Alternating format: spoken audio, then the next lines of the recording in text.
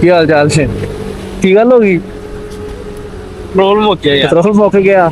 ਮੈਂ ਤੁਹਾਨੂੰ ਦੇਖ ਕੇ ਵਾਪਸ ਆਇਆ, ਮੈਂ ਕਿਹਾ ਇਹਨੂੰ ਤਾਂ ਧੱਕਾ ਵੀ ਨਹੀਂ ਲੱਗਣਾ। ਹੋਰ ਤੇ ਤਬੀਅਤ ਠੀਕ ਆ? ਪੈਟਰੋਲ ਦੇ ਦਈਏ, ਪੈਟਰੋਲ ਦੇ ਦਈਏ ਭਰਾ ਨੂੰ। ਮੇਰੇ ਕੋਲ ਹੈ ਬੋਤਲ ਚ, ਦੇ ਦੋ ਜੇ ਹੈ। ਦੇਖ ਲੈਣ ਦੋ ਜੇ ਤੁਹਾਡੀ ਕਿਸਮਤ ਦਾ ਨਿਕਲ ਜਾਵੇ। ਹਾਂਜੀ, ਮੈਂ ਤੁਹਾਡੀਆਂ ਵਿੱਚ ਬਹੁਤ ਵੇਖੀ। ਬਹੁਤ ਸ਼ੁਕਰੀਆ ਜਨਾਬ।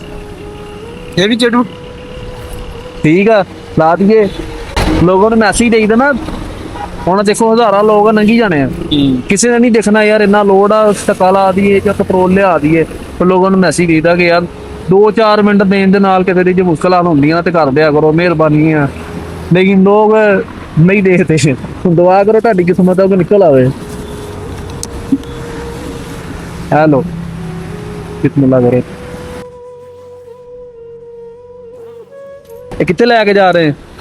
ਮੈਂ ਚੱਲਣਾ ਸੰਗ ਕਾਂਦਲੇ। ਅੱਛਾ, ਸੰਗ ਕਾਂਗਲੇ।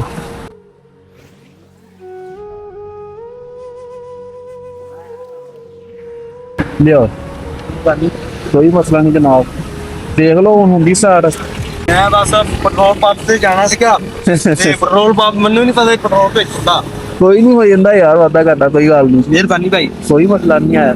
ਦੇਖ ਲਓ ਹੁੰਦੀ ਹੈ ਸਟਾਰਟ, ਨਹੀਂ ਤੇ ਮੈਂ ਪਿੱਛੋਂ ਪੈਰ ਲਾ ਦਿੰਦਾ। ਨਹੀਂ ਨਹੀਂ ਚਲਾ ਜੂਗਾ ਹੁਣ ਤਾਂ ਹੋ ਜੂਗੀ ਸਟਾਰਟ, ਤੋਰੋ। ਮੈਂ ਯਾਰ ਬੱਟੀਆਂ ਬੁੱਟੀਆਂ ਦੇਖੇ ਦੇਖੇ। ਬੜੀ ਮਿਹਰਬਾਨੀ ਜਨਾਬ, ਬਹੁਤ ਸ਼ੁਕਰੀਆ। ਲੋਕਾਂ ਵਾਸਤੇ ਸਾਨੀ ਕਦਾ ਕਰਨੀ ਚਾਹੀਦੀ ਯਾਰ। ਜਦੋਂ ਤੁਸੀਂ ਕਿਸੇ ਨੂੰ ਦੇਖੋਗੇ ਤੁਸੀਂ ਵੀ ਕਰ ਦਿਓ, ਕੋਸ਼ਿਸ਼ ਕਰਿਆ ਕਰੋ। ਆਹ ਦੇਖੋ, ਤੁਸੀਂ ਮੁਸ਼ਕਲ ਚ ਸੀ ਨਾ, ਮੇਰੇ 2 ਮਿੰਟ ਦੇ ਨਾਲ ਤੁਹਾਡੀ ਮੁਸ਼ਕਲ ਹੱਲ ਹੋਈ। ਇੰਨੀ ਵਾਰ ਤੁਸੀਂ ਕਿਸੇ ਹੋਰ ਨੂੰ ਦੇਖੋਗੇ, ਇਹਦੇ ਵਾਸਤੇ ਨੇਕੀ ਕਰ ਦਿਓ। ਮੈਂ ਅਲਹਮਦੁਲਿਲਾ ਆਪ ਵੀ ਆਂਦਾ ਹੋਗਾ ਨਾ ਸਭ ਤੋਂ ਕੋਈ ਕੋਲ ਮੇਰੇ ਸਕੇ ਮੈਂ ਆਪ ਰੋਕ ਕੇ ਆਪਣੀ ਮੁਰਦਾ ਵੀ ਕੱਢ ਕੇ ਦੇ।